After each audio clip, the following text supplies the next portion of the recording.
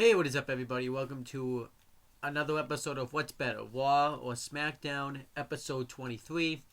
And this is going to be a interesting episode just because we're still 2 weeks away from WrestleMania. It's going to be interesting to see what delivers. Still currently have a mad feeling about WrestleMania. It doesn't really feel like WrestleMania season. It feels like it's like a C pay-per-view. Not going to lie, it doesn't even feel like a Big Four pay-per-view. But whatever.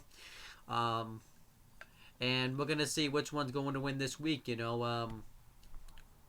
have SmackDown. That's one more. I have actually been keeping track now. SmackDown is winning 12-9. So it's gonna be interesting to see if Raw can catch a win or if SmackDown can catch a win. So I'm interested to see what happens there.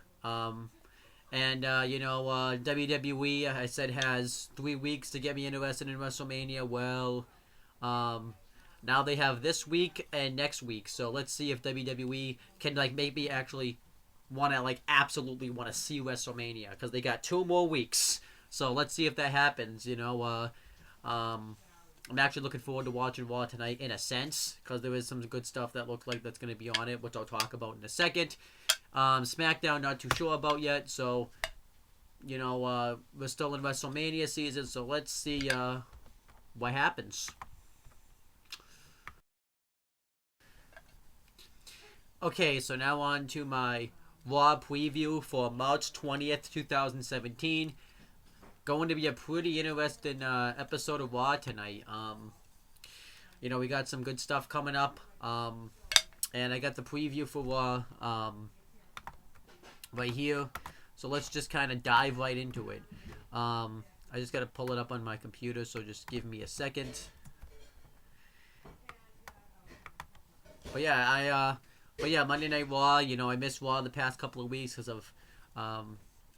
because of spring break and midterms. So tonight I'm going to watch Raw live.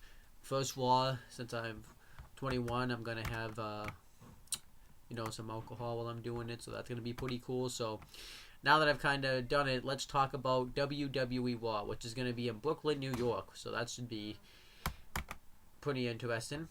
So let's talk about let's preview Monday Night Raw. So we have the first article is called Roman Reigns and Braun Strowman settle the score. Okay, so Roman Reigns has a near insurmountable task ahead as he prepares to take on The Undertaker at WrestleMania. But first, he'll need to resolve his unfinished business with Braun Strowman, who has been on the warpath since his defeat to the big dog at WWE Fastlane. This past Monday night on Raw, after Reigns shrugged off the warnings of WWE Hall of Famer Shawn Michaels and vowed to retire the dead man during the Ultimate Thrill Ride, Strowman blindsided the guy that left him reeling on the entrance ramp.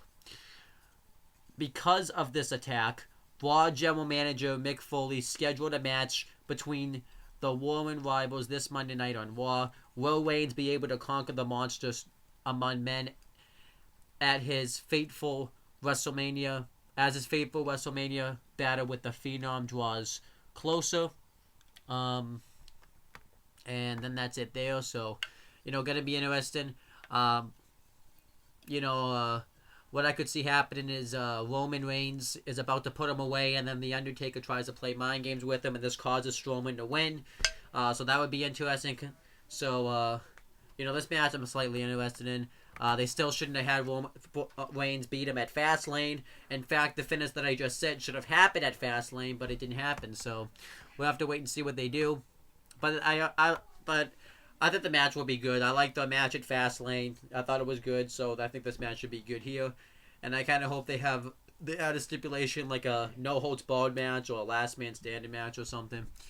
Because having a one-on-one match just kind of would feel I think they should have, I know holds barred. Going to be interesting to see how they build up to Roman Reigns and Undertaker, so let's see what happens there. Next article is called Do Repercussions Await Mick Foley?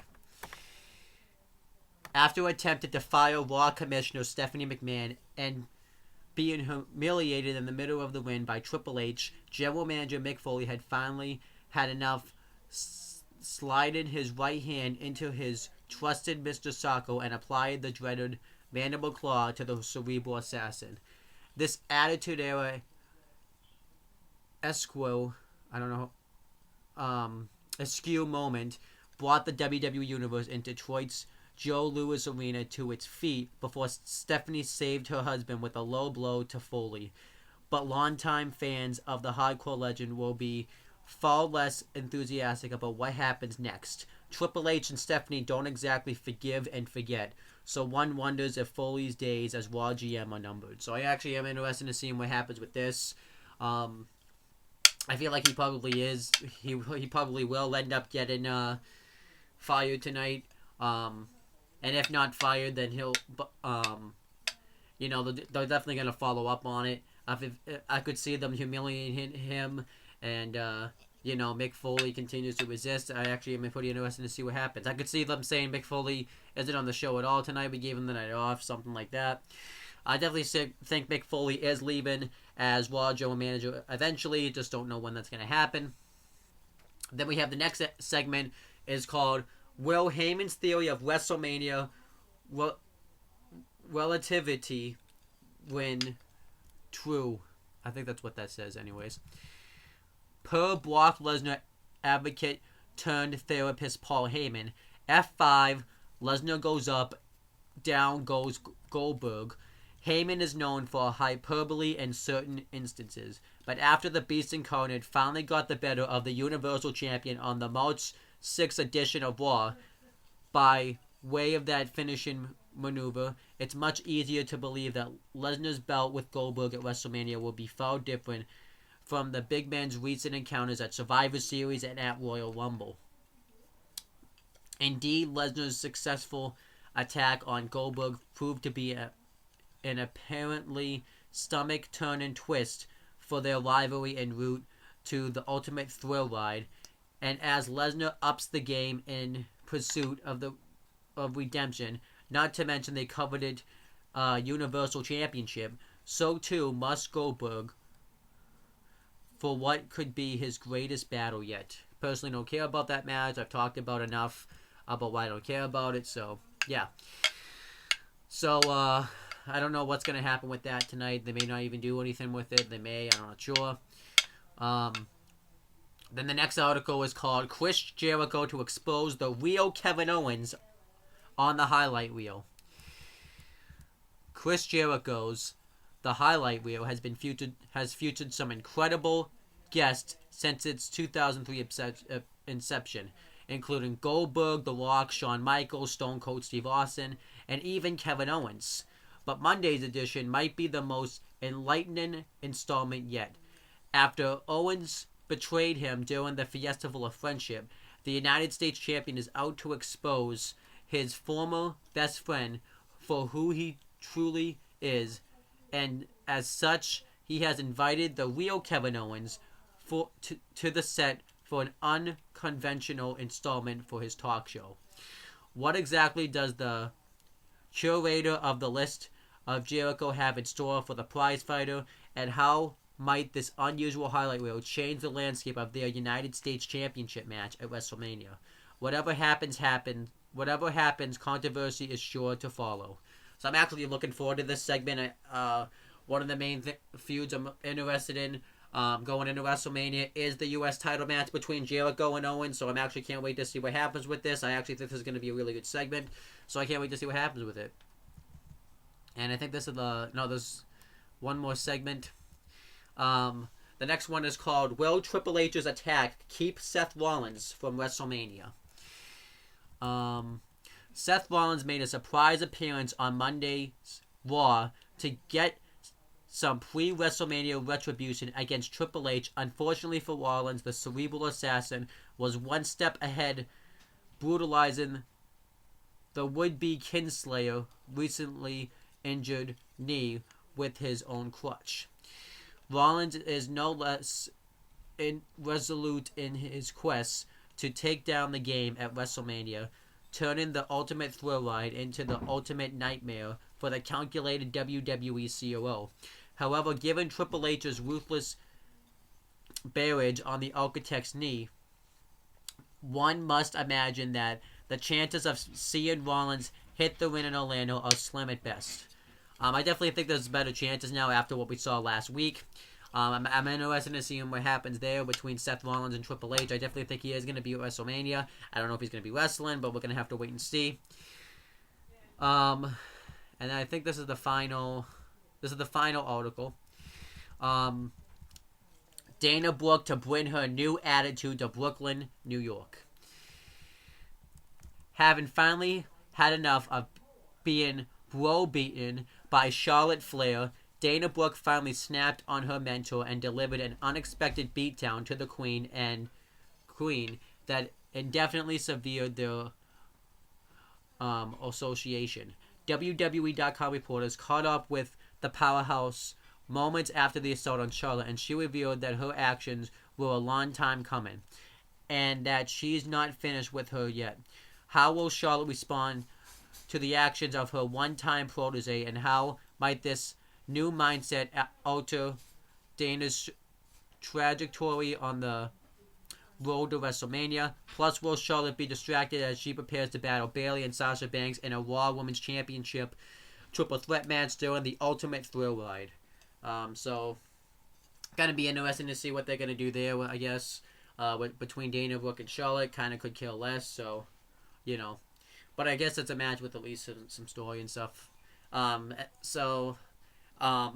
thing I'm interested in is seeing Xavier Woods tonight, because obviously everybody knows that they had the whole scandal where Paige's photos got leaked out, and you know it shows them making a sex tape with Xavier Woods and Brad Maddox. So it's going to be interesting to see what kind of pop Xavier Woods gets tonight. I actually kind of can't wait to see what happens with that.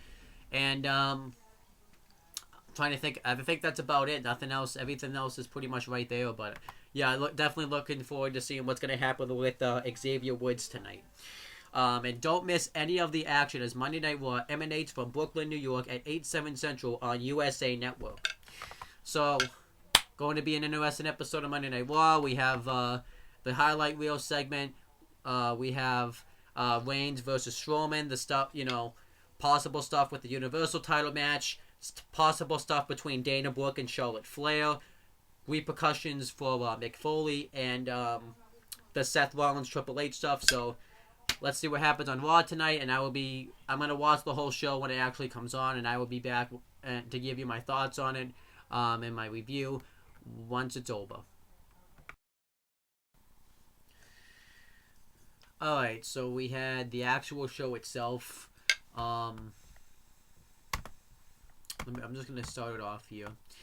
We had Corey Graves, Michael Cole, and Byron Saxton on commentary for this show. And the show starts off with Mick Foley, and he cuts a promo, and at first he's reading off these index cards, and he's pretty much saying that he felt like he went out of line last week. When he had threatened to fire Stephanie McMahon, and he said that he should be a humble general manager. He feels like he's become a humbled man. He's forced to apologize to Stephanie McMahon and Triple H, and he says that he's going to be taking a leave of absence. So then Mick Foley then says, I was handed these cue codes, these flashcards by Triple H just 10 minutes ago, and he's like, I'm Mick Foley, I don't read flash codes. So he rips him up, and he talks about how he tried to give an entertaining product and tried to be fair to everybody, and his mic keeps cutting out. At first I thought it was a mess up because it cut back on, but then Stephanie McMahon comes out, and she talks about how she gave Mick Foley an opportunity to be the general manager of Monday Night Raw because she wanted to help him. But he ended up just messing it up. He couldn't do the job right. She always had to pick up the pieces, and all it was really for was because you wanted to show how loved you were by the WWE Universe. Stephanie McMahon also says that Mick Foley can't do anything right. That's why he was a failure his whole career, and he couldn't even succeed on talking about his leave of absence. So she fires Mick Foley, and then Mick Foley goes to leave, and Mick Foley now is no longer the Raw general manager. It is kind of sad because I do kind of wish he could have stuck around until at least after WrestleMania, but it wouldn't make sense if he wasn't fired after what happened last week. And it just kind of makes Stephanie McMahon look more like a heel. So I don't know if they're going to assign a new Raw general manager or what. We're going to have to wait and see. But then Sami Zayn comes out and sticks up for Mick Foley. He talks about how Mick Foley was one of his idols. And Mick Foley was the one that believed in him. He believed in everybody, and you're just going to fire him for no reason. And Mick Foley then tells Sami Zayn not to continue doing this. Stephanie McMahon says that if you know what's good for your career, you'll just leave. You'll listen to Mick Foley. But Sami Zayn gets in the ring and says that that Mick Foley is somebody that busted his ass and had the courage to stand up for you. And I have courage to stand up for you. And I think you suck at running your job. You're not good at running it. And then Stephanie McMahon tells Sami Zayn to leave. They'll even play his music so he can leave because he's not in the top contender to talk to him. And then Sami Zayn says, if I was smart, I would have left. But I'm out here, but I'm not, and I'm out here to make a stand. And then he gets cut off by Samoa Joe. He comes out, which was, obviously means that he is the heavy for Triple H and Stephanie McMahon because of the fact that he was out here. And Stephanie McMahon says, "No, Joe, I got this one." And she says that, that Sami Zayn's always been a failure. And he says that he's going to give Sami Zayn an opportunity by facing Samoa Joe right now. And I did like this opening segment. At first, I didn't know where it was going, what it was accomplishing, but it was blowing off the stuff they did from last week. And the Sami Zayn stuff I thought was good, so yeah, I did like this. And then afterwards, Sami Zayn hit the dive on Samoa Joe. And the match actually starts, and Samoa Joe pretty much dominates the good portion of this matchup. He hits a splash and an Enziguri in the corner. He hits an Enziguri, knocking Zayn off the top rope. Zayn tries to go for the Blue Thunder bomb, but Joe's too strong. Joe throws him into the steel post. He hits a senton on Zayn, but Zayn keeps kicking out of everything, and then eventually Sami Zayn starts to make his comeback. He hits a clothesline out of the ring. He goes to hit the dive again, but Joe pulls him out of the ring. But Sami Zayn reverses it into the and throws him into the post. He hits the DDT through the ring post, and then he goes for the haluva kick, but Samoa Joe counters into a Uranagi, and then he gets him into the core key clutch, and Sami Zayn ends up tapping out. But I thought this was a good opening matchup here. I don't think it was as good as the Fastlane match, but I just still thought it was good. It made Joe look strong, but it kind of made everything that Sami Zayn did and say pointless. So I thought that was kind of a waste of time. So I don't know what they're gonna do with. I don't see them doing this match again at WrestleMania, and if they did, there's really no reason to. So I don't know what they're doing with Samoa Joe at WrestleMania. And then Mick Foley and Sami Zayn are backstage, and Mick Foley thanks Sami Zayn for sticking up for him, that he showed a lot of courage, and Sami Zayn says that Mick Foley can't leave because he was the one that was fighting for those superstars to stick around, but Mick Foley says that now Sami Zayn has to be the one, and all the other superstars have to stick up for themselves, and show that you got, and fight for your spot on the roster. And then they hug it out. I thought that was good. And then Mick Foley starts to leave, and he runs into Cesaro and Sheamus. And, Cesaro and Sheamus thank him for believing in them as a tag team when nobody else did. And Mick Foley says that I had faith in you guys, and I want you guys to make me proud at WrestleMania and walk out with those Raw Tag Team Championships. So he leaves, and then he hugs Bayley. But he doesn't. But before she can say anything, we see Triple H looking, and Triple H then says, "Have a nice day" to Mick Foley and walk away, which kind of shows that he was such a dick. And then Mick Foley leaves the building. So I did like that they did this for Mick Foley. Kind of gave him a nice send off by having him talk to the people he's signed and everything, and the people he's given faith to, the people that we've seen him have close relationships with. And I did like Triple H kind of being a dick, kind of showing how much of a heel he is, and. This was good. I just don't really get why they did this in a sense, because it's not like Mick Foley is playing a crucial point at WrestleMania, so I don't know what it has to do with WrestleMania, but I did like it, so. But it's a very contradictory type of thing. So then we get a injury update for Seth Rollins, and we find after everything that happened, he's back in the he's back training again. It says that he went the next day. He immediately went to training. So then we meet with his doctor. He has an interview, and we meet with Kevin Wilk,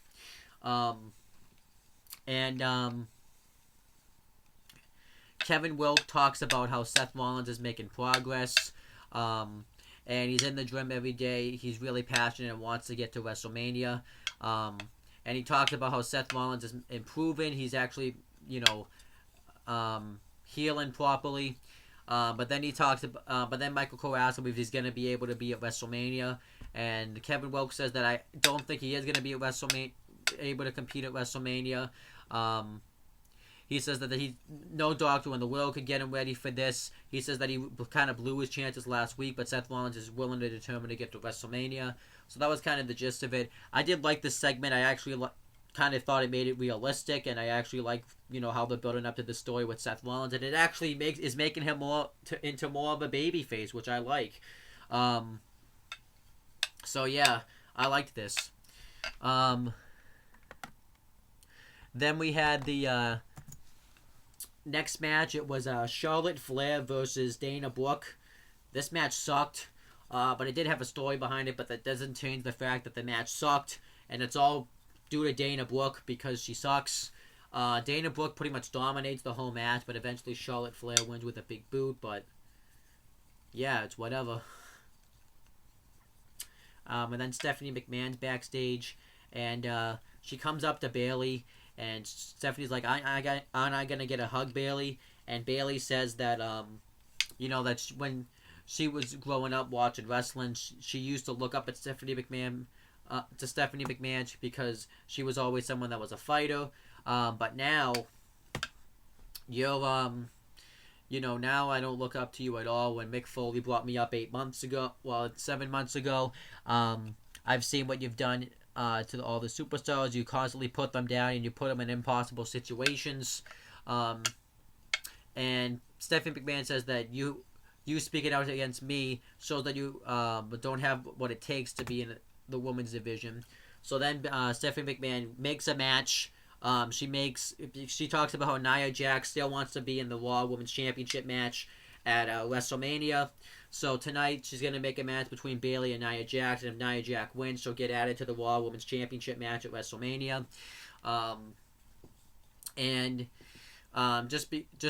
Because of what happened last week since Nia Jax got disqualified, she makes this match a no disqualification match, and then she says that I hope you don't get hurt out there, Bayley. Kind of being a dick about it. Well, being a bitch about it, but yeah, I did kind of like what they did. And I'll talk about this more because Stephanie McMahon. This becomes a series of events, and this makes Stephanie McMahon look like a really good heel. So then we had the next segment. It was the highlight reel with the real Kevin Owens, and Chris Jericho comes out and he talks about how how he felt betrayed when Kevin Owens turned his back on him during the Festival of Friendship. But he says that then he realized that he didn't need Kevin Owens as a best friend. He has a lot of other friends. He has a lot of other friends right here in Brooklyn, New York. And he says to cheer him on, man.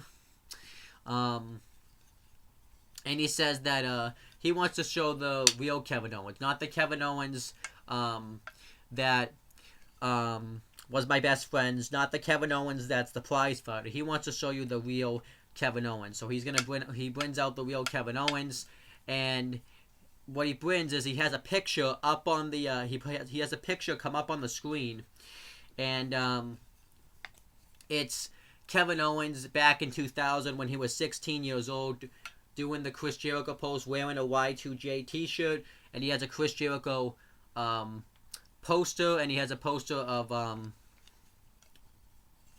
some blonde. And Chris Jericho, even admits that and he points this out and everything, and he's even like, this isn't photoshopped or anything. This is a real photo of Kevin Owens when he was 16. And Chris Jericho says that, he points out the blonde, and he's even like, this blonde isn't as much of a sexy beast as I am. And then he pretty much talked about this picture, talked about how Kevin Owens was all along, how Chris Jericho was all along Kevin Owens' hero, and he always idolized him. And he's like, but you thought this was bad when he was 16. Well, let me show you a picture back in 2014 when Kevin Owens was first got signed to the WWE. It shows a direct message from Twitter that Kevin Owens and Chris Jericho had, with Kevin Owens asking Chris Jericho for advice on what to do for his first night, and Chris Jericho giving him advice. And it shows the conversation ending with Kevin Owens saying that if you need anything, let me know. And then Jericho kind of says, well, you know what I need? I need someone to help me get the glass out of my back from when you turned on me. I need some retribution for you putting me in a hospital bed. And he just kind of runs down the list. And, he says that at WrestleMania he's going to destroy Kevin. Well, no, actually, one more thing that happens is then he shows the picture of Chris Jericho showing up at Fastlane, and that face that Kevin Owens had when Chris Jericho cost him the WWE Universal Championship. And then Chris Jericho goes on to talk about how you thought me taking your title was bad. Wait till you see the look on your reaction when I defeat you at WrestleMania and embarrass you and show you why that you don't mess with me. And then he starts to say, and you know what happens to people that turn their back on their best friends? And he goes to put Kevin Owens on the list, and he's about to do it, but then Samoa Joe starts to walk down to the apron, and Jericho gets ready to fight him, but then Kevin Owens attacks him from behind, beats the crap out of Chris Jericho, lays him out with a pump-up powerbomb, and afterwards, he takes the list of Jericho, and he rips it to shreds. I thought this was great. This made Kevin Owens look like such a strong heel. It actually makes me even hate Kevin Owens a little bit because I loved the list of Jericho. And now he's torn this up. But this also adds another layer to the feud because this was something that meant the world to Chris Jericho. And, I can't wait to see the match at WrestleMania. I fully expect Chris Jericho to get the upper hand next week since Kevin Owens has gotten the upper hand the past few weeks, and I expect Kevin Owens to win the U.S. title at WrestleMania, so they need to make Chris Jericho look strong somehow, some way, so I see it happening here. But I did like this. It was good. Really good segment, actually. Then we had the next match. It was T.J. Perkins versus the Brian Kendrick. This match was really short. T.J. Perkins pretty much gets all the offense. He hits the drop kick from the apron, and he hits a high cross body, but eventually Brian Kendrick gets in front of the referee, and Kendrick hits the sliced bread for the win. And afterwards, but this match didn't make sense too because T.J. Perkins cost the Brian Kendrick an opportunity to fight for the Cruiserweight Championship at WrestleMania. And, T.J. Perkins and the Brian Kendrick have a history from the feud last year. But anyhow, so then the Brian Kendrick gets on the mic, and he says that, where's Akira Tozawa? He has a perfect opportunity after I had a hard-fought match to come out and attack me when I wouldn't see it coming. But then he says, well, it's tough for Akira Tozawa to travel to the United States without this. And it shows that he's taken his passport, and he says that he just left it lying around in the locker room. So he says that this is lesson number 7. Don't leave your stuff lying around where people can take it. And a couple of lessons that the Brian Kendrick really needs to learn is, 1, don't steal people's stuff. Because technically the Brian Kendrick should be arrested for, stealing somebody's stuff. And 2, if you do steal somebody's stuff, don't show that you've done it in front of cameras, because then that can be used as evidence against you. So, yeah, I don't really get what happened there. But yeah. So then afterwards, I did like this. Overall, though, if you look past that type of stuff, I did like this segment, and I like this feud between the Brian Kendrick and Akira Tozawa. It's just a nice, simple feud. And then afterwards, Roman Reigns gets interviewed, and he gets asked how he's going to be able to focus on Braun Strowman, knowing that he has to face The Undertaker at WrestleMania. And Roman Reigns says that the only time he's focused on The Undertaker is when He's thinking about after he's beaten him up. And then he says some stuff about Braun Strowman. I don't really remember, but whatever. And then it shows the build-up video package between Goldberg and Brock Lesnar for the Universal title. They show this like earlier in the show, and then they show like the rest of it in the end. I'm just gonna talk about it all now. So it shows Goldberg his when he debuted in WCW, him having a dominant run there.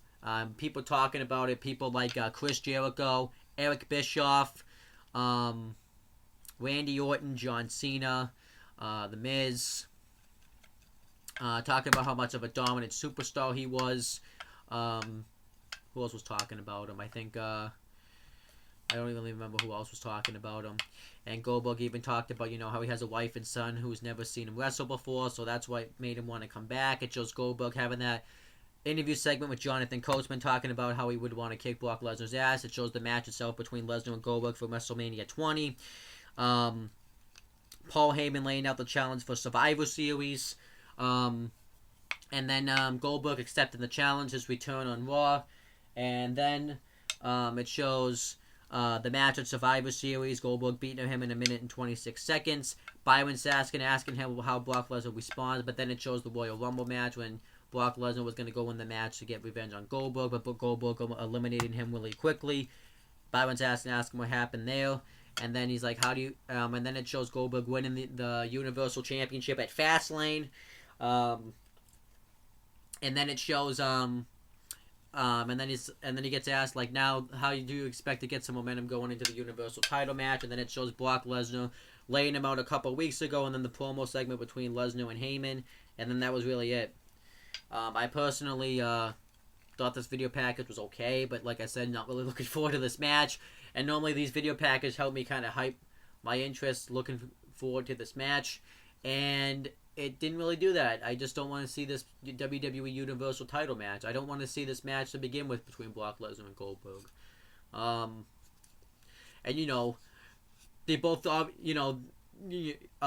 two people that are in the WWE Universal title match, the two people that are in one of the world title matches, what on this show? You didn't even, you could have at least had Paul Heyman come out to do something. You didn't have Goldberg on the show. He hasn't been on the show in 2 weeks, and he's supposed to be the WWE Universal Champion. You have somebody like Kevin Owens and Chris Jericho who have been on the shows every week. They could have had an easily great WWE Universal Championship match. The storyline was right there, but yet no. They want to have Goldberg and Brock Lesnar. And I don't want to hear about this shit about how, Goldberg, Brock Lesnar, are bigger draws than Kevin Owens and Chris Jericho. So you're going to tell me, you could say yes, they're a bigger draw, but you're going to tell me that you would rather see two part-timers who hardly wrestle, but then Kevin Owens and Chris Jericho, who carried Raw after the draft, who main evented Raw, it's, a match that actually had a storyline behind it. You can see that this match has a storyline, but this match had Kevin Owens, Chris Jericho had way more storyline, and yet it's for the United States Championship, which is good for the United States Championship, but it's like I said, that's a downgrade for Kevin Owens. If anybody should be wrestling for the WWE Universal Championship at WrestleMania, it should be Kevin Owens. He should be the champion going into WrestleMania, but no, you want to have Goldberg and Brock Lesnar. And what, this main event's gonna blow. This match happened at WrestleMania 20. It sucked. But yet they want to have the match happen anyways. I mean, remember what happened last time you had this match? They both pretty much were like, fuck this, we're gonna have a crappy match. Why would you fucking have the guys that said, fuck it, we're gonna have a crappy match, and put them in one of your two world title matches? Are you guys really that fucking stupid? I mean, like, if I'm a company, man, I'm not going to forget about that shit. Like, if I'm looking at somebody and say, okay, these two guys who had a crappy match earlier, I mean, plus, this is probably going to be Goldberg's last match. Do you really trust him to go out there? I know you could say, well, he's a different guy now, but still. Like, no. And, then you're going to have... Like I said, this is what everybody hates this. I still hate the fact that everybody hates this match, right? Everybody hates this match. They don't want to see this match for the Universal Championship. Well, maybe these are also these same fans that loved it, that Goldberg squashed Brock Lesnar at Survivor Series. Well, look what happened from that. Now we're having two part-timers wrestling for one of the world titles at WrestleMania. And now Brock Lesnar is going to be the WWE Universal Champion, and he's going to hold it up till WrestleMania 34, dropping it to a babyface Roman Reigns in the main event next year. And you know what happened? And you know what? And you know why this happened? Is because Goldberg squashed Brock Lesnar at Survivor Series. It did. I told long-term wise, it didn't go anywhere good. It didn't do anything for the short-term wise. This was all stupid. Yeah, so I hate this. I don't want this match. I didn't want this match to happen, and the match has happened. And if this match has no business main event in WrestleMania, especially too of how long the match is going to be. If you have a main event go fucking 15 seconds, then that's a problem. Like the main event of WrestleMania is going to be, if this match main events WrestleMania, there's no way this match is going longer than 2 minutes. And if that's because this match is going to suck regardless. Even if it goes 20 minutes, Brock Lesnar, Goldberg. It's going to suck. Then we have Sheamus and Cesaro backstage, and Stephanie McMahon comes up and she's all happy that they finally get along, even though they had been bickering with each other. And Sheamus and Cesaro was like, well, yeah, Mick Foley put us together. And then Stephanie McMahon says that you're going to have to fight for your spot at WrestleMania. And they're like, no, we earned our spot. And he's like, well, you have to re-earn it. And she says that they have to compete in a 4-on-2 handicap match against Luke Gallows, Carl Anderson, Enzo Amore, and Big Cass. So you can kind of see what they're doing. They're making all of Mick Foley's creations, everybody that's supported Mick Foley, she's punishing them, which I think makes sense because, one, it's, a heel thing to do, so I don't mind that too much. Then we had the next match. It was a no disqualification match, Bayley versus Nia Jax, and if Nia Jax wins, she gets added to the Raw Women's Championship match at WrestleMania. This match was illogical. This match I thought was alright, but it was illogical. So this is a no disqualification match. Bayley can literally do whatever the fuck she wants, and she knows that she can't take down this huge woman. Why the fuck is she trying to just actually have a wrestling match? Why doesn't she go out there, grab a steel chair, a trash can, and grab every weapon at the disposal to try to take down this big fucking woman? It didn't make any sense. This match was just an average match. I'm not even going to go into detail because I don't really give a shit enough to do just that. Nia Jax wins with a shitty Samoan drop. So now Nia Jax is in the Fatal 4-Way Raw Women's title match. It's dumb. This Raw Women's title match is dumb. I've talked about how dumb it was. It should have just been a one-on-one match with Charlotte Flair facing Bayley, where Charlotte Flair has a pay-per-view streak and Bayley finally conquers and achieves her dream at WrestleMania. But no, they're like, fuck it. So yeah, fuck it, right?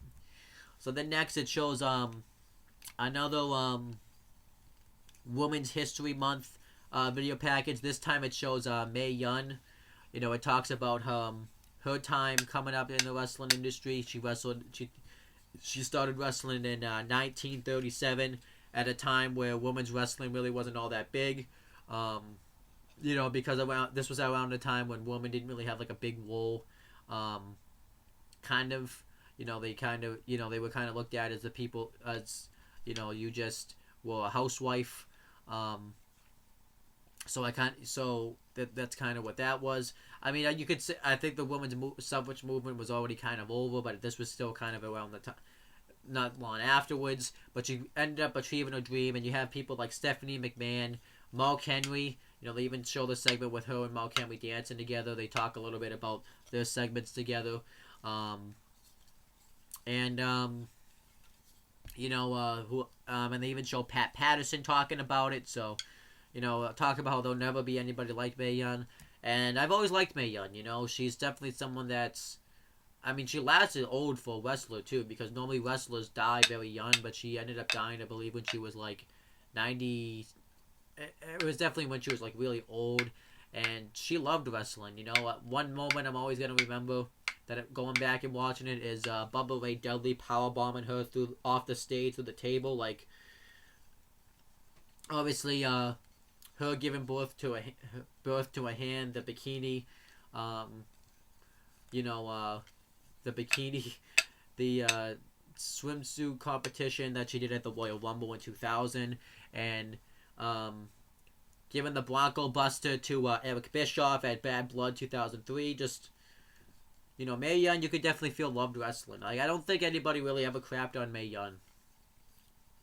I mean, they loved Mae Young. I mean, she wrestled really old too, so you even had the fabulous mover putting her over. So it made me feel good to see this. And then next, Michael Cole interviews Triple H, and he asks Triple H what he thinks about Seth Rollins possibly missing WrestleMania, and he says that it's unfortunate that Seth Rollins has to miss WrestleMania. And he goes on to talk about how Michael Cole said that he was one of the men that took out Seth Rollins, but he said that really Seth Rollins took himself out because he decided not to listen to me anymore. He decided to listen to all these fans, and he said that he turned on him because he's started to like the cheers of all these fans. He pretty much says that he returned babyface, even though that wasn't the case at all when he came back. Because when Seth Rollins had come back, he was still a heel, so I didn't really think that made any sense. And then he talks about how Seth Rollins needs the fans to tell him how great he is, but he never needed the fans. He doesn't need the fans to tell him how great he is. He knows how great he is. And he talks about how Seth Rollins kept himself out because he made a stupid decision and decided to come after him. And he talks about how he was Seth Rollins' mentor. He saw that the future was in him. And he said that he was the crutch holding Seth Rollins together. He gave him the blueprint of how to work this business. But just like, ironically, the crutch used the crutch to take him down. And then he says that at this point now, Triple H is done with Seth Rollins. So Triple H gives Michael Cole some tickets, some nosebleed seats to WrestleMania so he can hear the cheers and the acclamation. And then he goes to leave, but then Triple H says, well, you know what, give me the tickets back. There is one way that Seth Rollins can have this match at WrestleMania. And then Michael Cole's like, but Seth Rollins isn't going to be cleared to compete. It's like, well, there's always a way, right? So he says that he will give Seth Rollins, because he says that Seth Rollins wants to fight him and he wants to fight Seth Rollins. He will give Seth Rollins what he wants if next week he comes on to Monday Night Raw and signs a home homeless agreement, which pretty much means that he can't sue the WWE or anybody for the ass kicking that Triple H gives him, and he will make an unsanctioned match between him and Seth Rollins, and then he drops the mic and leaves. And I actually like this. This actually got me excited, and I actually can't wait to see. And so it looks like we are going to officially get Seth Rollins versus Triple H. It looks like it's going to be an unsanctioned match, but we're going to get the match regardless, and I'm actually really looking forward to it. I can't wait to see it. It's a match I've been waiting for to see since Triple H has turned on him, so I can't wait to see this match. Then we had the next match. It was a 4-on-2 handicap match. Cesaro and Sheamus versus Luke Gallows, Carl Anderson, Enzo Amore, and Big Cass. And if Cesaro and Sheamus lose, they will no longer be able to compete at WrestleMania. Before the match, Enzo and Big Cass cut the big promo. The normal promo. And they talk about how they have a chance to get rid of Cesaro and Sheamus out of this Raw Tag Team title match. They make fun of Gallows and Anderson, the same shtick. But before the match, Gallows and Anderson attack Enzo and Cass. They throw Big Cass into the steel post. And afterwards, Cesaro and Sheamus, the match starts. Cesaro goes for the uppercut. Anderson moves out of the way. Anderson hits a high knee in the corner. And then he goes attacking Luke Gallows. And Luke Gallows pulls down... Big Cass pulls down Luke Gallows. And this causes Cesaro to pick up Carl Anderson like he's going to spine buster him. And Sheamus to hit a blow kick on him. And then that was it. The match was over. This was dumb. This match should have been, if they wanted to do this match to make it Seemed like Cesaro and Sheamus were going to be out. They should have made this an actual match, but it was dumb, and it made the tag champs look stupid. And then this was just a mess. Then afterwards, Big Cass lays out Luke Gallows with a big boot, and Enzo Amore and Big Cass hit the boom shakalaka on no, sorry, one name, bada boom shakalaka on Luke Gallows. This match really didn't have much of a purpose. I really didn't care about it. And then the New Day's backstage. So they did have Xavier Woods there. And Kofi and Big E look at him and say, Xavier, is this something you want to tell us? So they kind of did make a joke about the whole, about that whole scandal with Paige and Brad Maddox. I thought, by the way they were looking at him and everything. And then they pretty much used this segment to hype up WrestleMania. And maybe it's because of everything that's happened, but Xavier Woods looked like he cummed on his hands. So, yeah. But he was there, though, so. And then we had the next match. It was Austin Aries versus Tony Nese. This match was actually a pretty good match. Austin Aries and Tony Nese go back and forth. Aries hits a Seeking Missile on the outside. Tony Nese dominates the matchup for a while. And then eventually Aries hits his comeback. And then he hits the rolling 4-5 for the win. And afterwards, Neville comes out. And then Aries says, well, you know, Neville, I didn't really plan on having you as a guest as my interview you, but what can I do you for?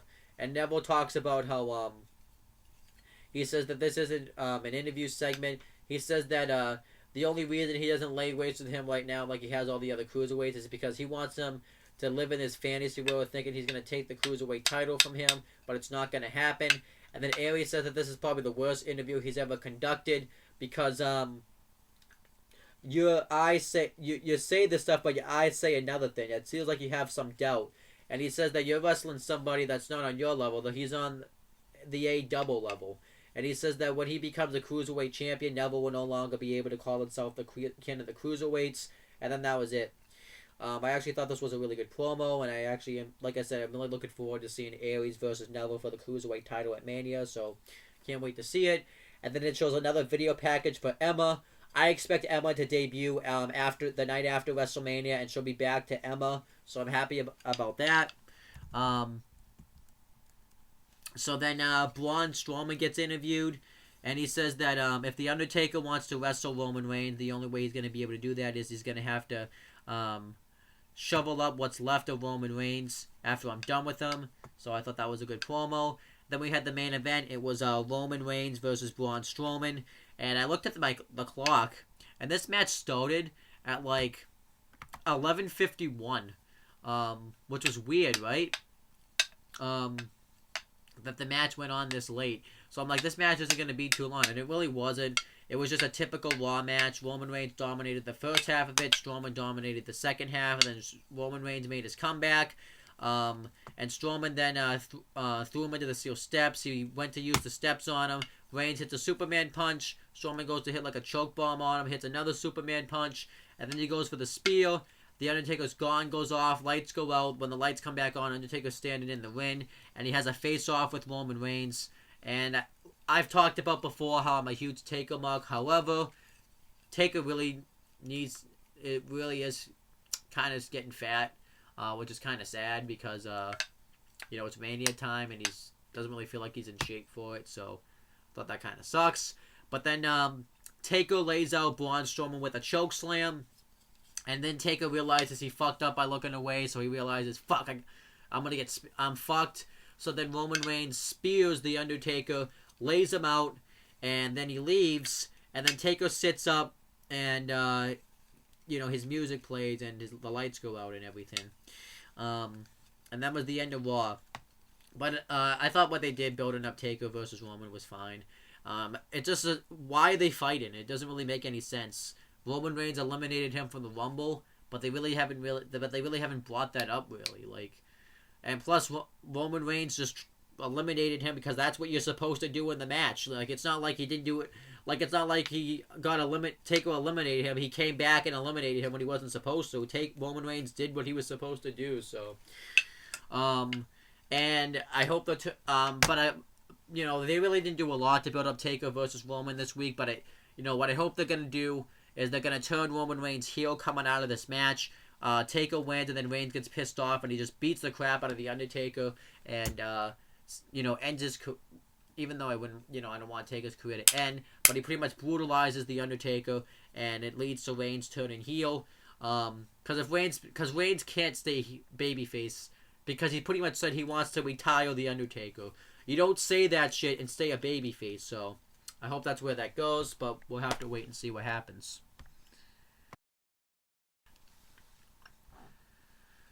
Alright, so my overall thoughts of Raw is I was kind of looking over the show, and I gotta be honest, this Raw would have been fine any other point of the year, but this Raw is airing 2 weeks before WrestleMania, and it fell flat. It was an average show. This really didn't do a lot to increase my excitement for WrestleMania. It did a little bit, mainly because of the Triple H segment. Because now Seth Rollins is possibly wrestling at WrestleMania. But the stuff that they did on this show, like the Mick Foley stuff, I thought was good, but what the hell did that have to do with WrestleMania? It really didn't have a lot to do with it. Sami Zayn, Samoa Joe had a good match, so I did like that. But what is Samoa Joe doing at WrestleMania? What is Sami Zayn doing at WrestleMania? I like the stuff they did with Seth Rollins and Triple H building up to the Mania match, so I did like that. The woman stuff was just, Charlotte versus Dana Brooke, Bayley versus Nia Jax, fell flat. The highlight wheel with the real Kevin Owens I thought was really good. TJ Perkins versus Kendrick, that was just a piss break match. They have the show to build up to a Universal title match I don't want to see, so I wasn't interested in it. The 4-on-1 handicap match was another piss break match, and it really didn't. It was just a waste of time. I did like the stuff they did with the cruiserweights with Aries versus Neville. I thought that was good, and the Reigns Taker stuff I thought was good, but it really didn't do a lot to really get my excitement. They really just didn't really do a lot to build up to that match. It was just kind of like Taker came out, got laid out. That's it. It was nothing really to it. So I have to say Raw was an average show. So if I had to rate Raw, I'm gonna rate it 5.3 out of 10. It just really wasn't. It was just a very average show. But there was some stuff I did enjoy on it, but it just didn't really exceed my excitement for WrestleMania. I'm still excited to see some of these matches. I'm still excited to see, for Raw anyways, I'm still excited to see Taker versus Reigns just because of what they could do with that match. I'm still excited to see Jericho versus Owens, Aries versus Neville. The Raw Tag Team title match I'm still slightly interested in, but now that interest kind of went down. What else am I excited for? I think that's it. Seth Rollins Triple H, I'm ecstatic to see that match. I'm not excited at all to see that Raw Women's title match. And I'm not excited really all that much to see... I'm not excited at all to see that Universal title match. I've ranted about that enough. So, Raw was very average this week.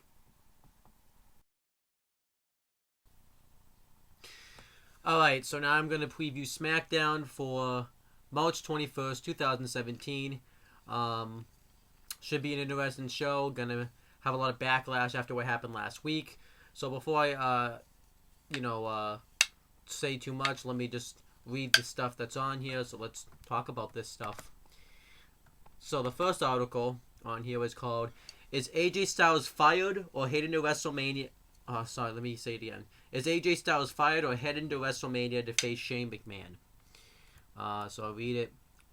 Last Tuesday, after blaming Shane McMahon for having to jump through hoops in pursuit of a WWE Championship match at WrestleMania, AJ Styles ambushed the SmackDown Live commissioner and hurled him through a car window.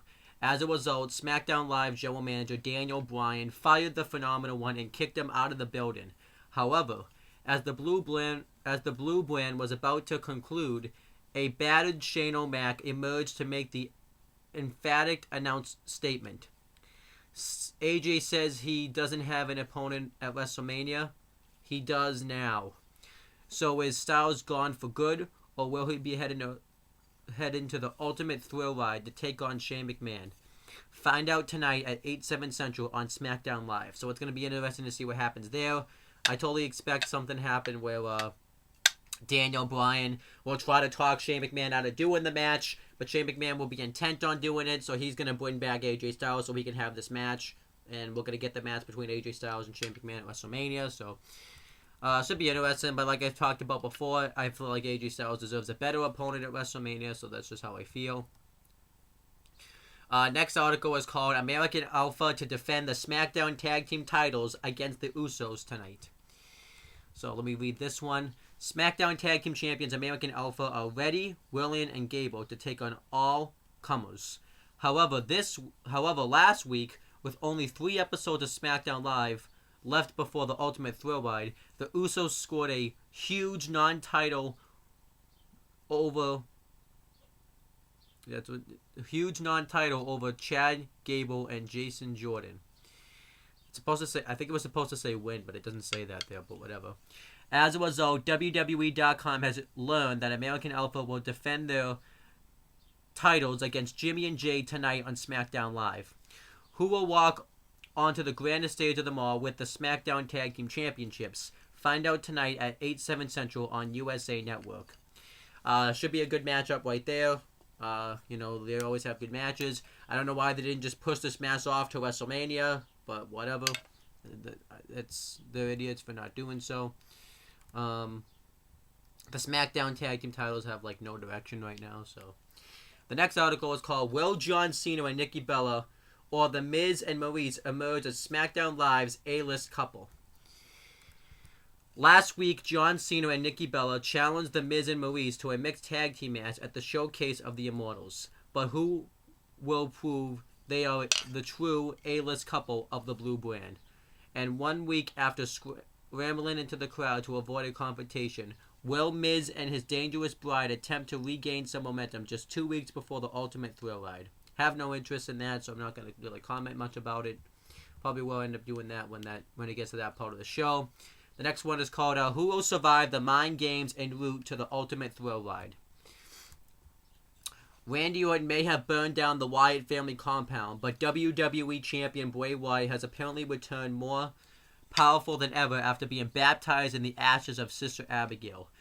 But as the new faces Fear and the Viper prepare to engage at WrestleMania, who will win the war of intimidation between these two absolute masters of psychology warfare? Should be interesting, I guess. And then the last article says, what will happen when Ambrose and Corbin clash again? So it's Baron Corbin injured Dean Ambrose in a forklift. Let me say that again. Baron Corbin injured Dean Ambrose in a forklift assault 2 weeks ago and sent him out on a stretcher. The Lone Wolf appears to be on the hunt for the Lunatic Fringe's Intercontinental Championship and to destroy his adversary permanently. Ambrose is never one to back down from a fight and will almost certainly return to get retribution. So is SmackDown Live prepared for the all-out destruction that will occur when these two superstars brawl again? Find out tonight at 8/7 Central on USA Network. So I'm actually pretty interested in the Dean Ambrose Baron Corbin feud for the Intercontinental Championship. So I'm actually pretty interested to see what happens. They didn't do anything with it last week since Ambrose wasn't on the show. So it's going to be interesting to see what happens. And SmackDown could be a decent show tonight. We have some matches for WrestleMania they're going to push. So yeah. And it's going to decently interesting to see the follow-up between AJ Styles and Shane McMahon. The WWE title build-up. Have no interest in that mixed tag build-up. But I actually am interested to see what the Miz and John Cena, how the Miz and Maurice are going to respond, because the Miz always cuts a great promo. So let's see what happens. I will be back later on tonight to give you my review of SmackDown Live. Okay, so before I start talking about SmackDown, I don't know if you can see behind me here, I got The Undertaker I ended up getting that for my birthday. I just got it today.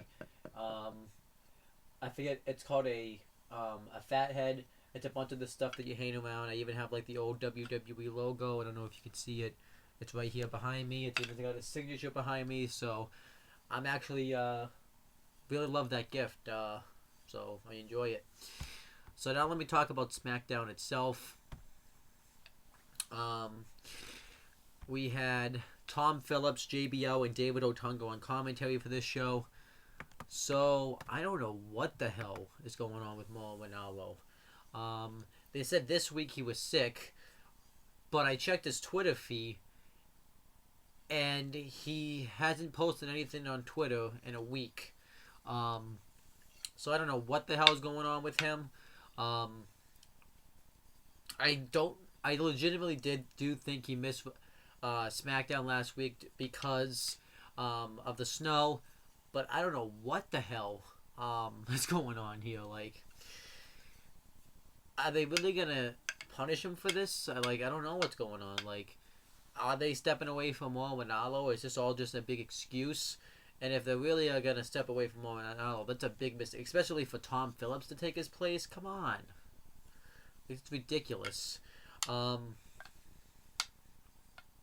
Phillips is somebody that literally can go say, "Oh, I'm gonna face fuck you," and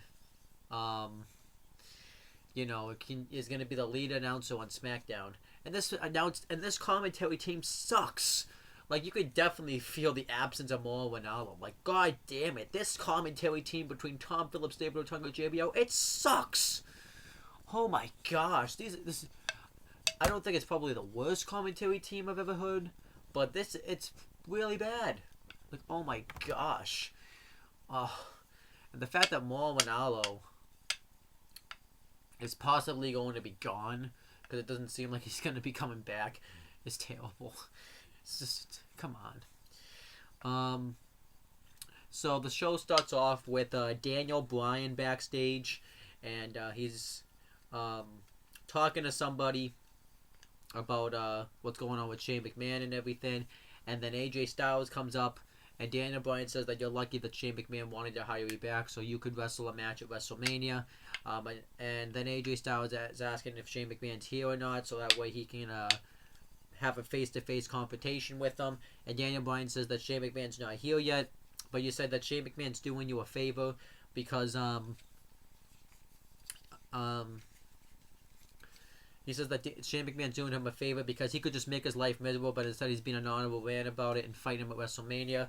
And Daniel Bryan warns AJ Styles to be careful because he could because Shane McMahon's not like any of the other of the McMahons. He's crazy, you know. And AJ Styles says that he doesn't care if anybody. Shane McMahon should be worried about me, and he says that he's gonna have a little bit of deja vu, and he's gonna go out to the ring and talk about how he beat up Shane McMahon.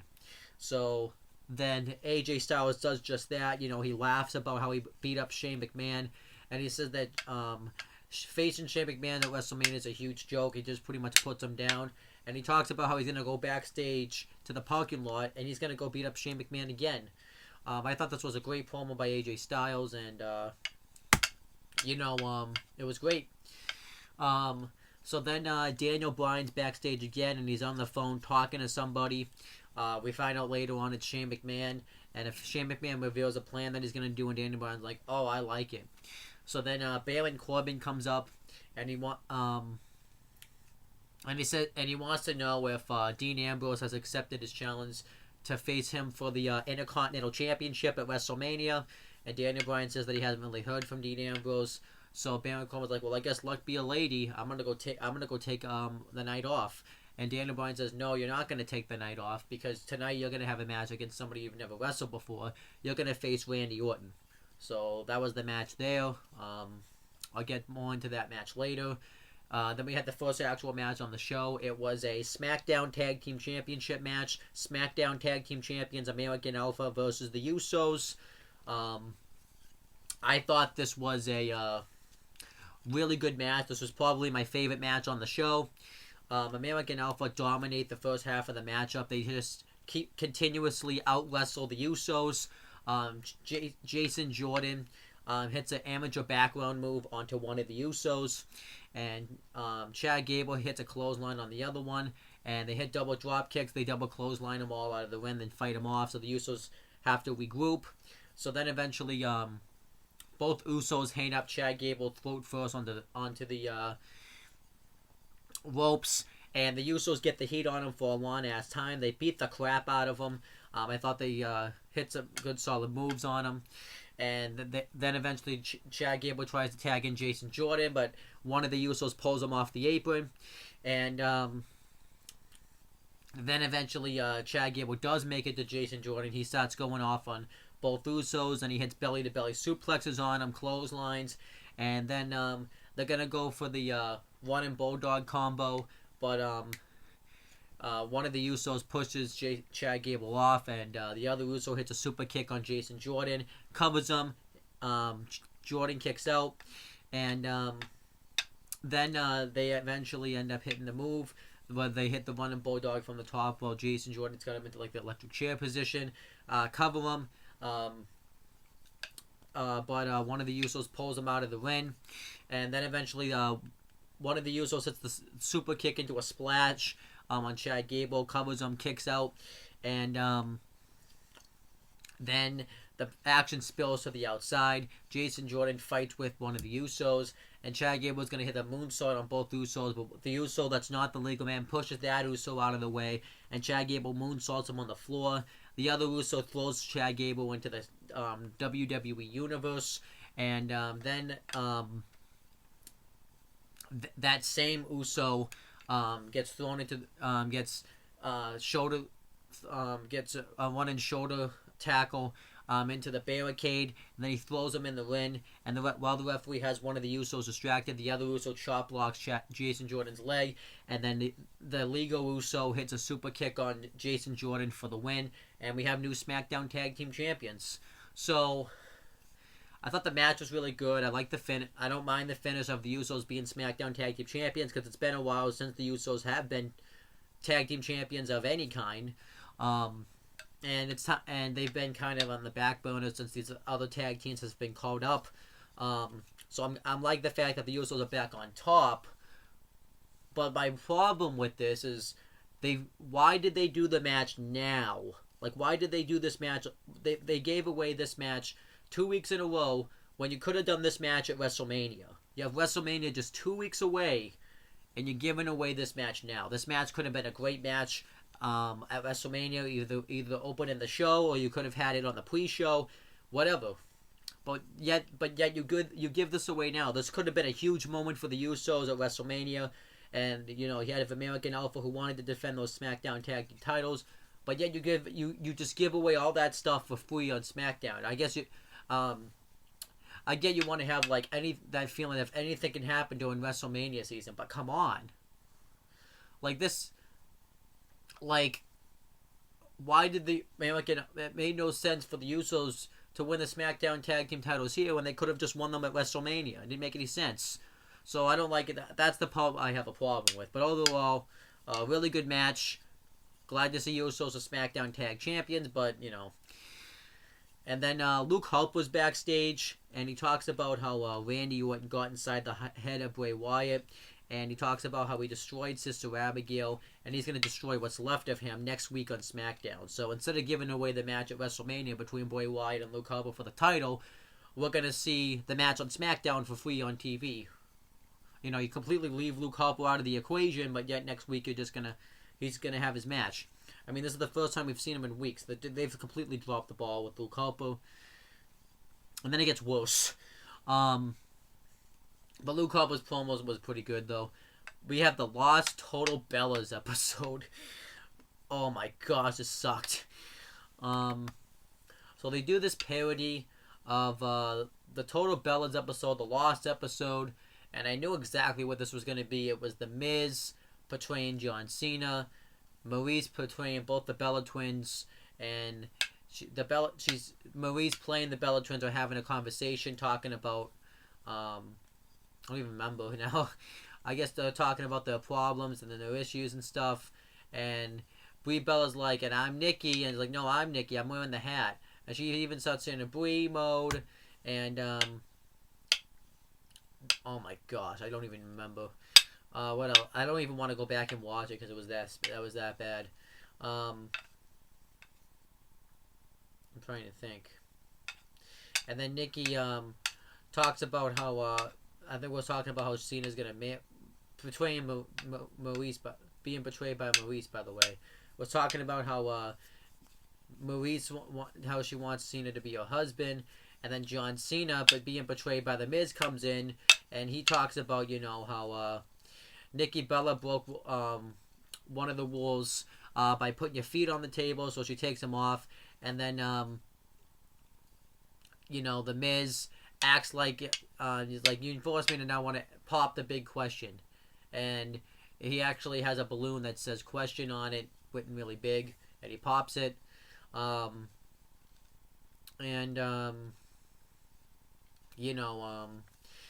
they continue with it. They do this tour of their house, and the Miz is like, "Oh, you have to take a look at my house," even though one of the John Cena rules is you can't look at my house. And he's like acting, and he's like reading off a cue card saying that I love you. He's like, "You're too close. I can't see you." Then they're doing the tour of the house, the show, and they make a bunch of jokes.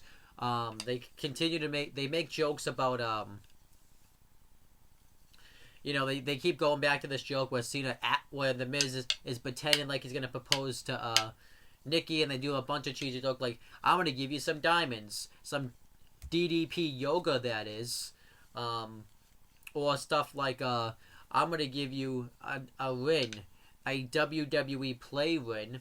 Or when the Miz gets down on his knees and he acts like he's just tying his shoes, like, "Oh," but he can't do it. He's like, "Oh, I should have kept it stuck to Velcro," and yeah, it was just terrible. And then she has Maurice talks about how the Bella twins buried everybody coming into their path, and she says, "I want to hang the Smackdown Women's title up over a bed," and they even had the Miz say that this is just a pretend bed to make it look like we sleep together, but really we sleep in different floors. And the Miz is like, "Don't have me want to have to advocate for you to have a success while we're on camera. That's a no." This was just terrible. Like, oh my gosh, this was terrible. I hated this. I would have preferred the Miz and Maurice just come out, even though it would have been the same thing, and just cut another promo with the Miz going off on Cena and stuff, because at least that would have been interesting. This was garbage, and it's being continued. Like, what the fuck? Then we had the next match. It was Baron Corbin versus Randy Orton.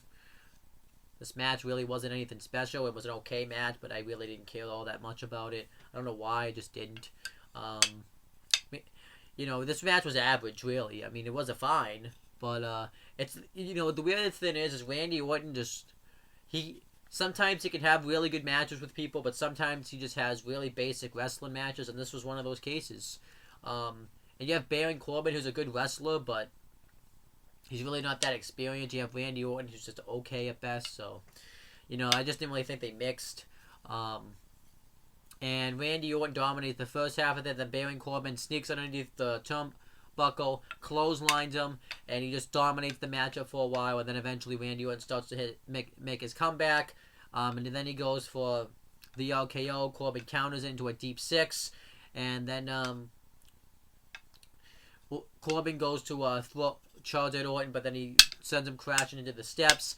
And then Dean Ambrose comes out on a forklift and distracts Baron Corbin. Randy Orton hits the RKO for the win, and then he's gone. So then Dean Ambrose says, "So you want to face me for the Intercontinental Championship at WrestleMania? Well, you got it." Then he lays him out with the dirty deeds and leaves, and that's it.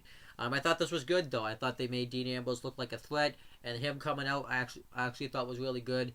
And I want to see this Intercontinental Championship match between Baron Corbin and Dean Ambrose. So I liked it. And then next, Randy Orton gets interviewed, and Randy Orton talks about how he thought he had finally figured out Bray Wyatt, but it seems like every time he figures him out, he just can't get rid of him. And he said that he totally wasn't expecting Bray Wyatt to do what he did with Sister Abigail. And then the lights start to flicker, and then Randy Orton's like, "Okay, boy, I know you're playing mind games with me. Just come out and show yourself." And then a bunch of people dressed in sheep masks and wearing like the old Wyatt family attire jump Orton. They beat the crap out of him, but they hold him back. And Bray Wyatt comes up and he talks about how Randy Orton found his weakness, and that's Sister Abigail. But then he found out that his weakness ended up turning him into many strong points. So then he says that he feels stronger now, and he says that at WrestleMania, Randy Orton's going to feel his wrath. And he says that he's got the whole world in his hands, and then the big thing goes off, and then we don't really see what happens. I guess they just let him go. So yeah, that was about it. I actually liked this, though. It was a little bit hokey, but I did like this. It made Bray Wyatt kind of look like a threat. But we know where this is going. No one's just going to take the title off him at Mania, so yeah. And then we had Fandango with Tyler Breeze ringside versus John Cena. Tyler Breeze comes out dressed up like Nikki Bella. And Fandango gets on the mic. And Fandango says that he keeps handing out Cena fashion tickets for wearing jorts. What else did he give him? He just gave him a bunch of fashion tickets. You know, being on top for 10 years, dating a Barbie doll, and he talks about how Tyler Breeze is dressed up like Breezy Bella. So then Nikki Bella comes out, stands in Cena's corner, and Cena pretty much squashes Fandango. He hits his 5 moves of doom on him, and then Breezy Bella tries to come in the ring, but Nikki Bella takes him down with a spear. And then Cena hits the AA on Fandango, and Nikki Bella hits the Rack Attack 2.0 onto Breezy Bella, and then they both simultaneously put the STF, which Nikki Bella's STF looks like absolute shit. Like, oh my gosh. Like, what the fuck? But they both hit the STF, and Fandango taps out, so Cena wins the match. And, you know, I'm just thinking, like, why would I want to see John Cena versus The Undertaker in a great main event match at WrestleMania when I could see this shit? Like, what the fuck? Like, this is shit. Like, you know, John Cena had there was so many matches you could have done with Cena. You could have done him versus The Undertaker. You could have had him versus AJ Styles for the WWE Championship at WrestleMania, and have Cena get his 16th win there, which would have been better than what he's doing right now. Or you could have had John Cena versus Samoa Joe in a kick-ass match, because last time I checked, Samoa Joe ain't having a WrestleMania match. This build-up sucks. This match is gonna suck.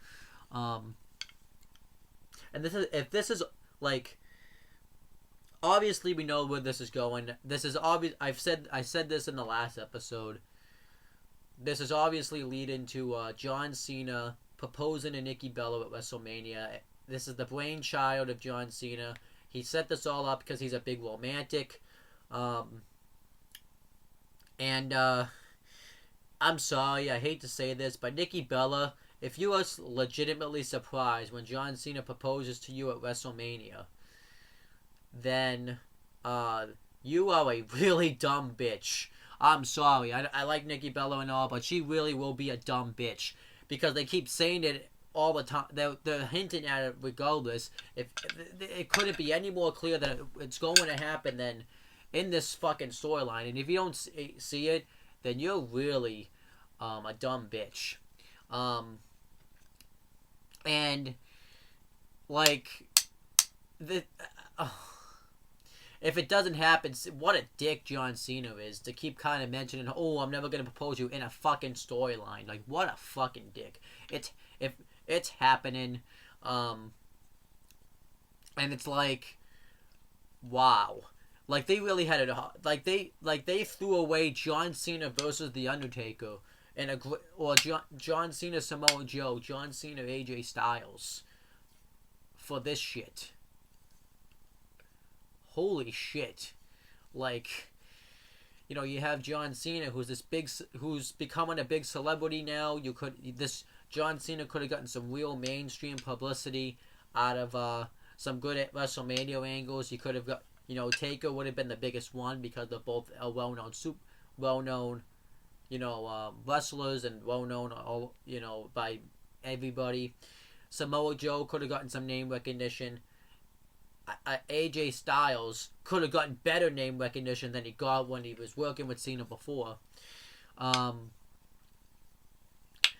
What the fuck?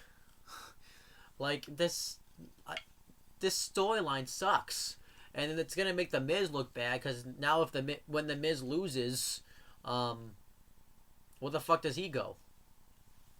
It'd be kind of funny actually though if the Miz and Maurice ended up winning and then Cena was too late, was knocked out and couldn't propose to Nikki Bella. How funny would that be? Actually, I laugh hysterically at that. Cena gets busted open, has to go to the trainer's room, and Cena forgets to bring the wedding ring out there, and they have Miz destroy it. That'd be kind of funny. Yeah. What kind of man am I? But then we had the next match. This was actually technically the main event match of the show. It was Becky Lynch versus Carmella with James Ellsworth ringside. Oh, James Ellsworth. What a talented individual. Rivet and stuff. He's an example of just because you come from the indies doesn't mean you're fucking talented. What a fucking piece of shit he is. But Natalya was on commentary for this match. This match was really short. This match, we didn't really get going. Natalya attacks Carmella, and Carmella wins by disqualification. And, yeah. All the women come in the ring. That have been announced. Alexa Bliss, Mickie James, and they just start fighting with each other. Becky Lynch hits a exploder on somebody. She even ended up taking down James Ellsworth with a drop kick, which JBL jizzed his pants for. I don't even know. Mickie James takes down Becky Lynch with a Mick kick. And then Alexa Bliss just knocks the fuck out of Mickie James and stands up holding the title. What a schmoz. What a schmoz of a match this is. Get the fuck out of here. What the fuck? WrestleMania, what the fuck? What a disappointing build up to a WrestleMania. Come on. You had all these different types of matches. Like I said, John Cena versus The Undertaker. You could have done Goldberg, Chris Jericho, Universal Championship match. You could have done Roman Reigns, Braun Strowman for the U.S. title. Make Braun Strowman look strong. You could have done, you could have just had Braun Strowman, Roman Reigns. You could have done, Gallows and Anderson facing off with American Alpha. In a brand versus brand match, Gallows and Anderson just facing off with Enzo and Big Cass. You could have had Sheamus and Cesaro have their own match at WrestleMania. Triple H, Seth Rollins, which looks like it's still going to happen. You have, oh my gosh, WrestleMania. Randy Orton, you could have had that Wyatt family triple threat, or Randy Orton versus Bray Wyatt. Styles defend the title against Cena, or defending against Samoa Joe. But no, Miz versus Daniel Bryan Intercontinental Championship match. American Alpha, Usos, Smackdown Tag Title match. Akira Tozawa, Kendrick. WrestleMania just had so much possibilities. They were doing the right things. Kevin Owens was the WWE Universal Champion. AJ Styles, WWE Champion. Everything was in place. But no, they fucked it up. They took a shit all over this WrestleMania. Not all over it, but John Cena is in a mixed tag team match that sucks. The SmackDown Women's title is a schmoz. I don't even want to get into the Raw Women's title match. Oh my gosh. What a misused potential with WrestleMania this year. This show just pissed me off even more because of that. But anyhow, continuing. So then Neville's backstage, and Neville, he's Neville, but Neville cuts a promo talking about how he has laid waste one by one to each member of the Cruiserweight division. and he says that he's gonna make an example out of Austin Aries just like he has all the rest. And he says that tonight he's gonna make an example of Mustafa Ali after interrupting him and embarrassing him. So be sure to tune in on my Wrestling Fortune 44 channel, which you can subscribe to down there for my 205 live review. So I'll be uploading it right after I upload this video. Then AJ Styles is backstage and he sees a limousine pop up. He's just getting ready to jump Shane McMahon. And instead Beauty and the Man Beast come out and they're like, hey, what's up, AJ? So AJ Styles is all pissed off. So instead Shane McMahon just comes out and he calls out AJ Styles. He says, I'm right here and I want to fight you right now. Come on out. So then Renee Young has to come up and tell AJ Styles that Shane McMahon's here because, you know, AJ Styles isn't watching, so I thought that was kind of fine. And then Shane McMahon talks about how AJ Styles could have settled this like a man. They could have just talked about it man to man, or they could have just thrown some fisticuffs, but AJ Styles took the coward's way out. So he continuously calls out AJ Styles. AJ Styles, it shows him coming out of the locker room, and he has like a Goldberg-type entrance, which I thought was kind of cool. And he grabs the mic, and he apologizes, saying, you know what, you're right. You're out just like, you're out like any other of the McMahons. He says, you know, that, what else does he say? He says that, you know, he went a little overboard. He just felt like he was robbed at a WrestleMania. So he says that he's just going to get in this win. They can shake hands like men. And then I actually thought what Styles said, you know, because he's a heel. He's not supposed, when heels set forth face to face with baby faces, they act cowardice, you know, and that's, I think, how Styles should be acting. So then Styles gets in the ring. Shane attacks him. And they beat the crap out of each other. Styles rams him back first into the apron. And then he hits a suplex into the barricade, which was sick. And then he goes to put Shane through the announcer's table. He goes to suplex him through it, but Shane suplexes Styles right onto like the hood of the table. And then he hits him off the ribs with a monitor. And then he puts Styles on the announce table. And he hits an elbow drop from the top rope through the announcer's table. And then Shane McMahon points at the Mania sign and celebrates afterwards. And I actually thought this was a really good ending to SmackDown. You know, and I, you know, enjoyed this part of SmackDown. Even though, you know, I feel like AJ Styles deserves a better opponent at WrestleMania. Shane McMahon, AJ Styles, I think will still deliver. I think next week they're gonna, because this match can't be a regular one-on-one match, because then that kind of takes, because, you know, I think this match, because Shane McMahon's usually like in an extreme type of stipulation match. That's the match that Shane McMahon works best in. So I think that next week they're gonna either like a Falls Count Anywhere match stipulation is gonna get added, or like a street fight, which I would be stoked for. And you know, even though AJ Styles isn't in the title match, you could technically say he's in the most featured match on the show. He's working with the boss's son, and the past couple of weeks, the main focus has been this AJ Styles Shane McMahon storyline. Like that's been the main talk on SmackDown. Like that's been the main topic. Like the WWE title kind of got shafted for this match.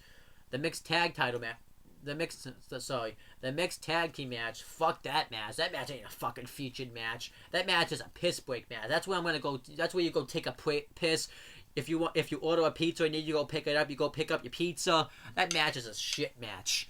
And I'm going to look at my phone and play WWE Champions, or I'm going to play some games on my phone during this match, or I'm going to take a bunch of shots of alcohol. I'm going to do anything but watch that fucking match. That match is shit. I don't even want to see that match. Like, what a shit match. Like, get the fuck out of here. You know what? Maybe I'll just drink myself drunk until that match is over. But then I can't do that because then I'd miss the rest of fucking WrestleMania, because then I'd have to watch it drunk and then I'd have a hangover the next fucking day. But that match is going to be a piece of shit. And now I got to go watch Talk and Smack and watch John Cena and Nikki Bella try to hype up this match like it's the big fucking deal. It's not a big fucking deal. The match blows. John Cena Taker, John Cena Samoa Joe, John Cena AJ Styles, WWE Championship. Those were the 3 featured matches. Hell, you want to fucking throw in there. You can even have Cena. You could have even had Cena and Miz in a one-on-one match. But no, you have this fucking mixed tag team match that's gonna fucking blow, and everyone's gonna fucking hate it. And guess what's gonna happen too? When Cena proposes to Nikki, everyone's gonna cheer, but everyone's gonna also be like, I don't even think everyone's gonna cheer. They're gonna be like, okay, like they won't boo because they don't want to boo that romantic moment, but they're not gonna cheer either. Like, I can just imagine the crowd reaction when John Cena proposes to Nikki, because nobody's gonna cheer, nobody's gonna boo. They're just gonna kind of go, hmm. I actually could see people like the men booing Cena and like all the lesbians out there because they're taking they're like the supermodel and all the gays and all the women are going to like boost Nikki Bella because they love Cena. Well, one of my friends from school is gonna like have like is gonna like hate Cena but like love Cena at the same time because John Cena's marrying Nikki Bella, but then he's like, ooh, yeah. It's just, yeah. That's just how it's gonna go. Everyone, like that reaction's gonna be very interesting. Actually, like, that next tag team match is just gonna be such a fucking train wreck. And when Cena proposes to Nikki, it's so sad because that's gonna be like a legitimate moment. But that crowd reaction is gonna be fucking gold.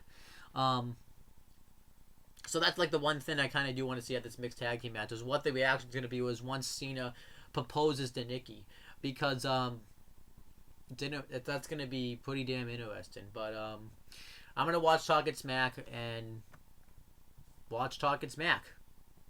Maybe this will make me feel better about the show, because like doing this video about SmackDown just pissed me off. Alright, so then we had Talkin' Smack. We had the panel of Renee Young and Daniel Bryan. I thought Talkin' Smack was pretty good. So Dean Ambrose gets interviewed first, and he pretty much says that, in case you didn't hear me, Baron Corbin, I said I accept your challenge to face you for the Intercontinental Championship at WrestleMania. And he says that Baron Corbin's going to be in for a rough night. He pretty much says he's going to beat the crap out of him, and he says that you thought when you dropped a forklift on me was bad. Wait till you see what I'm capable of. Then he says, I love the show. It's my favorite show. Drops the mic and leave. I thought this was perfect for Dean Ambrose to do. He was pissed off. He didn't want to waste any time. I thought that was great. And then the Usos get interviewed, and they talk about winning the Smackdown Tag Team Championships, about how it was a long time coming. And they say that they asked Daniel Bryan if they're going to be in a match at WrestleMania. And then Daniel Bryan's like, we're working on it. So then the Usos are upset. Well, they're being joking around about it, but like, we should be on a match at WrestleMania, dude. We deserved it. We just went out there and beat the top tag team. They say that the SmackDown tag team titles are hall passes to WrestleMania, just like when a teacher gives a student a hall pass to go to the bathroom. And then they somehow shifted into rap, and Daniel Bryan says that they would be really cool if they hung out together. And Daniel Bryan comes up with his rap name. It's going to be Sweet Beats because of him growing his vegetables out in the garden. Renee Young even got down and danced. And when Daniel Bryan came up with the name, the Usos just walked away. I thought it was hilarious. I had fun watching this, actually, so that was good. Then the last segment was John Cena and Nikki Bella getting interviewed, and they joke around about Sweet Beats, and Nikki Bella talks about how she laughed about the stuff that they saw The Miz and Maurice do, and they talk. She talks about how she that just proves how good that she really is, that she's a big deal because people are willing to make fun of her, and she said that she knew that was going to happen when she signed up for reality TV. Then she talks about the situation that happened between her and Maurice the week before when Maurice told that story, and Nikki Bella talks about how when one woman rises over another, they always will make up some BS story, and that's exactly what Maurice did. She talks about how she's happy where she is. She's always had to work her ass off. She didn't need anybody help, and she took criticism for it. She's been a part of 2 reality shows, and she busted her ass, and she said that it's all hard work. Come on. Stop lying about that shit. I feel like she is telling the truth, but there's got to be a little bit of reason that it wasn't all hard work. But anyhow. What else, though? I think she did work hard to get that spot, but come on. But anyhow, and then she talks about, how She doesn't need a win to show her love for John Cena and the sport that she wrestles for. So, like I said, definitely feels like John Cena's proposing her because he had the look on his face. Then afterwards, John Cena lays it into The Miz. And I like how he calls him Mike. He refers to him as his real name, Mike, which I thought was awesome. And he talks about, how Mike was good tonight. You made me laugh. But Mike's good when he's pretending to be somebody else. Just like when he uses Daniel Bryan's shitty moves, he was pretending to be Chris Jericho. But then he says that next week he's got to be Mike, and he says that he's waiting to see what he's going to have in store for him next week because everybody's been taking a shot at him. He's had to deal with hate his entire life, and you call this rise above hate then a catchphrase, but to him it isn't a catchphrase because he's been dealing with it his entire life, and he's always risen above it. And he talks about how when Mike wants to be Mike, he's a guy that wants to be a loudmouth and claims that he could make it without the WWE. He says that he's a loudmouth that will tell you about his TV show, and he says that the WWE is better off without him. And he talks about how him and Maurice aren't the it couple; they're the it couple, which I like that he said that quote. And he says that they're gonna give him an ass whooping at WrestleMania, and then they leave. I thought John Cena was really good here. I thought he really laid it into The Miz. So I thought that was awesome. And Talking Smack was really good. It actually made Smackdown a better show. Like it can happen. Smackdown sometimes will not be the greatest show, but then Talking Smack happens, and then I feel better about it coming out of it. I still don't want to see this lame ass mixed tag team match, and I'm not going to really get into the reasons why. But I still don't want to see this lame ass mixed tag team match between these teams. So that's that. But Talking Smack I thought was really good. I actually thought it was fun. It got serious when it needed to get serious, but it was also fun too. I love watching Talking Smack. It's fun. All right, so now I'm here to give you my overall thoughts on what I thought of SmackDown this week. I thought it was an alright show. This was definitely not a strong episode. I definitely thought it had its weak moments, but I really enjoyed the stuff with AJ Styles and Shane McMahon building up to their feud going into WrestleMania. I enjoyed the SmackDown Tag Title match, even though I don't want it to be at WrestleMania. Luke Harper's promo I liked.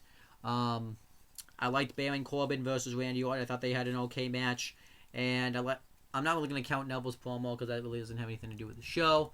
That's really all I liked on the show, but it was still alright. The SmackDown Tag Title match took up a good portion of the show. And I also liked the way they built up Randy Orton and Bray Wyatt. I didn't think that was bad. The stuff I really hated, and Talking Smack was good too. But the stuff I really hated was the SmackDown Tag Title match, the build up with that lame ass mixed tag match. And I guess that's about it.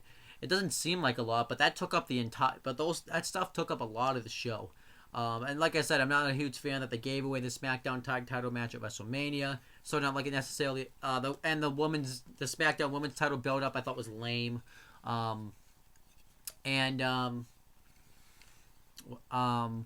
still kind of don't want to see AJ Styles versus Shane McMahon. I've talked about how I want to see AJ Styles wrestle a better opponent. And the stuff between Bray Wyatt and Randy Orton I did think was a little hokey too. So, but there was still good stuff. So SmackDown was all right. If I had to rate SmackDown, I would rate it probably a 6 out of 10. Yeah, that's what I would rate SmackDown. It's a 6 out of 10 because it was an all right show. It had some good build-ups here and there, but it was all right. I shouldn't say that. It had its good and it had its bad moments, but it had me. I think the good moments definitely make it an all right show. Because they definitely. But the bad also don't help either. But I definitely think it was a good show. It was an all right show. Because like I said, I enjoyed that SmackDown Tag Title match. I enjoyed AJ Styles and Shane McMahon's little feud they had going. And I enjoyed the Randy Orton, Baron Corbin, and it was and Luke Harper's promo, even though I don't like the fact that they kind of backed off of him, that was good too. So they did have some good things on this show. So it wasn't complete shit. It was an all right show. But like, yeah, this was definitely not a strong SmackDown either. So that's just what I think of. I thought SmackDown was better this week. All right, so as you can tell, I actually thought SmackDown was better. So now SmackDown's won 13, I believe, to 9. Let me just double check that real quick. Yeah, SmackDown's now won 13 to 9. So SmackDown's been kicking Raw's ass. But SmackDown barely won, no, because SmackDown wasn't the greatest either. SmackDown pissed me off more, I would say, because of that mixed tag match. I think just because talking about SmackDown pissed me off more. However, I always say this, that the WWE barely succeeded to get me a little bit more excited about WrestleMania. The only thing that made me a little bit more excited was that Triple H announcement. But if that didn't happen, I probably would still feel the same way about WrestleMania. They still have matches on the card I don't care about. I'm gonna go through them again because now they're different. Just because I feel like saying that stuff.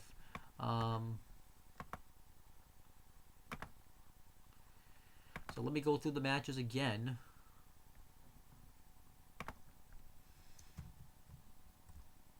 So we have a Intercontinental Championship match. I'm pretty interested in between Dean Ambrose and Baron Corbin. Pretty interested in that match. I actually, can't wait to see it actually. Shane McMahon, AJ Styles. I don't mind the match, but I think the match will be good and everything. The build-up's all right, but AJ Styles deserved a better spot at WrestleMania. He deserved a better opponent, so. And then we have the Andre the Giant Memorial Battle Royal that they did nothing to build up to on these shows. They didn't even really reference it. It was non-existent.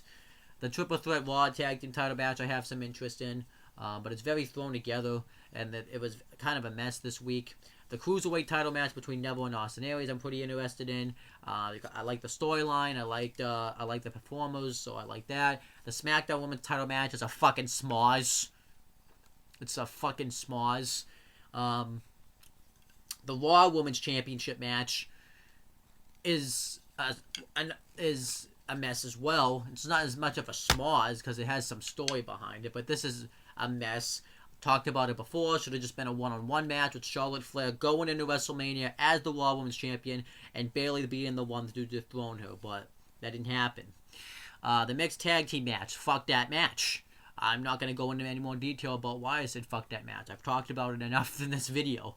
The United States title match, between Chris Jericho and Kevin Owens is the match I'm looking forward to most on this show. Well, probably the second most on this show. I don't know. But it's the match that has the most storyline behind it. It's the match that I think could be the match of the night. And it's a match that could just really deliver. So I'm really looking forward to the U.S. title match. Undertaker, Roman Reigns. I'm kind of on the 50-50 about this match. I'm kind of looking forward to it, to seeing what happens with Roman Reigns, him turning heel. But I don't know how the match is going to deliver just because you have Taker, who doesn't look like he's in the best shape. So, and, he looks like he's in bad shape. So, I mean, it could be a passable match. But I don't think Taker can get himself into, the shape that he normally is going to get to in a week. So, yeah. And then we have a Universal title match that I really don't care about. 2 part-timers in the main event. When it could have been Kevin Owens versus Chris Jericho, Universal Championship match. 2 guys that are actually on the show every week. But no, they have to have Goldberg versus Brock Lesnar. I've talked about that enough. I'll be diving right into it. I'm talking about how stupid that is. And then we have a WWE Championship match between Bray Wyatt and Randy Orton. I have some interest in, just because of the fact that, Bray Wyatt, Randy Orton have been feuding since September.